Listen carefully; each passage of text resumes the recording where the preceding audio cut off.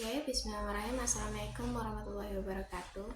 Jadi di sini kita akan belajar melakukan tahrij hadis dengan menggunakan aplikasi hadis. Jadi pertama-tama kita harus menginstal aplikasinya. Di sini saya sudah menginstal. Jadi kita buka.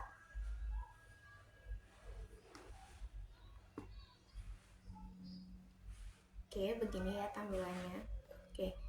Jadi di sini di kiri itu ada beberapa kitab yang ada dalam aplikasi Hadisaf ini. Ada Kutubut Tis'ah dan beberapa kitab pilihan lainnya. Ya, kitab tambahannya itu selain Kutubut Tis'ah itu ada Sunan Daruqutni, Ibnu Huzaimah, Ibnu Hibban, Al-Mustadrak dan Musnad Syafi'i.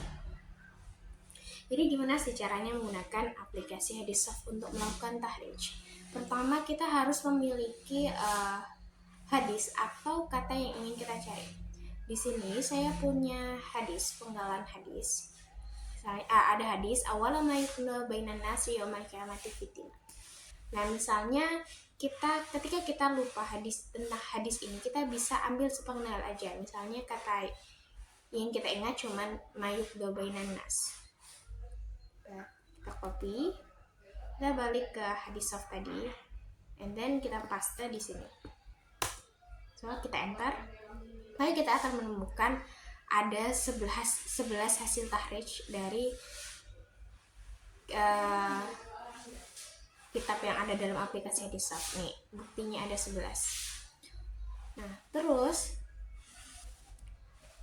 di sini itu 11 ini tuh didapat dari kitab apa aja sih? Di sini ada keterangannya. Sahih Bukhari ada 2, Sahih Muslim 1, Sunan Nasa'i 4, Ibnu Majah ada 2, Ahmad ada 2. Nah, kemudian ini bisa di scroll ke bawah untuk melihat per hadisnya. Nah, kita dengan melakukan tahrij kita tetap perlu mengeceknya satu persatu ya dalam aplikasi. Karena ini berbasis dengan teks yang sepenggal dan padanan yang sama, maka kita perlu cek satu-satu apakah hadis yang kita maksudkan itu selaras dengan hadis yang ditampilkan dari tahrij hadis soft ini. So kita cek satu-satu. Awwalu ma yakunu bainan nasi bidima. Oke. Sama. Ini juga sama. Ini juga sama. Sama. Sama. Sama. Ini juga sama, juga sama.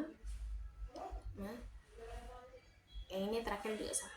Jadi artinya dari keseluruhan tahrij ini hadis yang dimaksud itu juga sama. Terus kita balik lagi ya ke Sahih Bukhari. Nah, di dalam aplikasi Hadisaf ini kita juga bisa menampilkan skema sanad.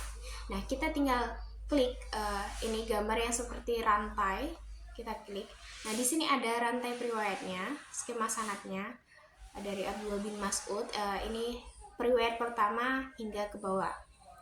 Nah, biasanya kalau misalnya ada periwayat yang bercabang, nah ini ada 1/1 gitu. Ini kalau ada periwayat yang bercabang, ini tinggal diklik ke selanjutnya, itu akan menampilkan periwayat yang lain, jalur periwayatan yang lain.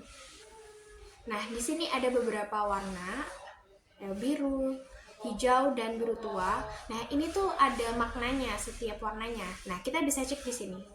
Ada keterangan warna ini. Nah, di sini ada biru muda itu maknanya sahabat, terus yang biru tua itu sikoh, terus yang hijau itu sikoh atau adil. Oke.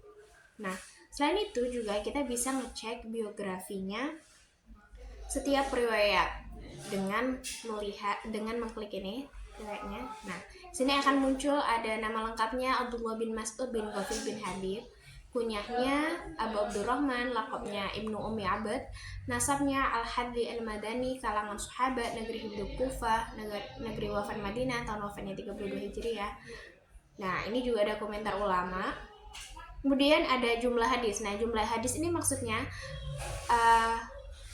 berapa banyak riwayat yang diriwayatkan oleh Abdullah bin Mas'ud ini dalam kitab Bukhari misalnya ada 264, terus di Muslim 167 ya, dan seterusnya.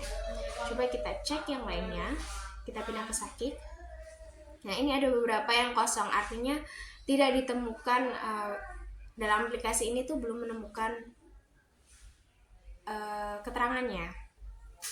Terus di sini ada komentar ulama, ini bisa di scroll. Ini jadi ada beberapa komentar ulama, Sikoh, Hafidz gitu. Nah terus selain itu di hadis saf ini tuh juga kita ada fitur namanya tahrij atau hadis serupa.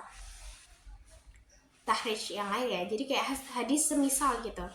Nah ternyata hadis ini tuh ada 12 hadis lainnya yang serupa dengan hadis ini. Nih kita bisa cek satu-satu apakah ini. Oke. Sampai bawah. Terus juga di bawah ini juga ada komentar ulama terhadap kualitas hadis tersebut. Misalnya ini Nasiruddin Albani mengomentari hadis ini sahih,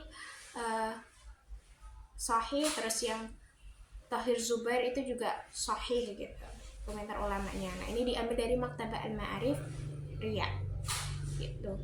Terus di sini tuh juga ada fitur pencarian dengan menggunakan kata bahasa Indonesia. Jadi misalnya kita nggak tahu nih bahasa Arabnya apa, kita tinggal cari pakai kata bahasa Indonesia terjemahnya. Nah misalnya yang tadi kan artinya mengenai sebentar nih masalah darah gitu. Kita cek nih, kita tulis misalnya kita inginnya kisah pertama itu adalah masalah darah. Nah kita pakai keyword masalah darah dulu, masalah. Kita enter. So kita di sini menemukan ada 6 hadis yang terjemahnya itu menggunakan kata kunci masalah darah. Nah tapi perlu diingat penggunaan kata kunci dalam bahasa Indonesia itu kurang karena dia tidak bisa merepresentasikan seluruh hadis-hadis yang sama. Nah jadi kita perlu merujuk kembali kepada lafadz hadis aslinya. Jadi ketika kita sudah dapat hadis Indonesianya, udah dapat nih, oh ada ternyata, kita bisa merujuk lagi ke bahasa Arabnya. Jadi gitu ya teman-teman, beberapa tahapan cara untuk melakukan tahrij hadis di aplikasi hadis. Oke. Saya harap ini adanya videonya ini membantu kalian semua. So see you and bye bye.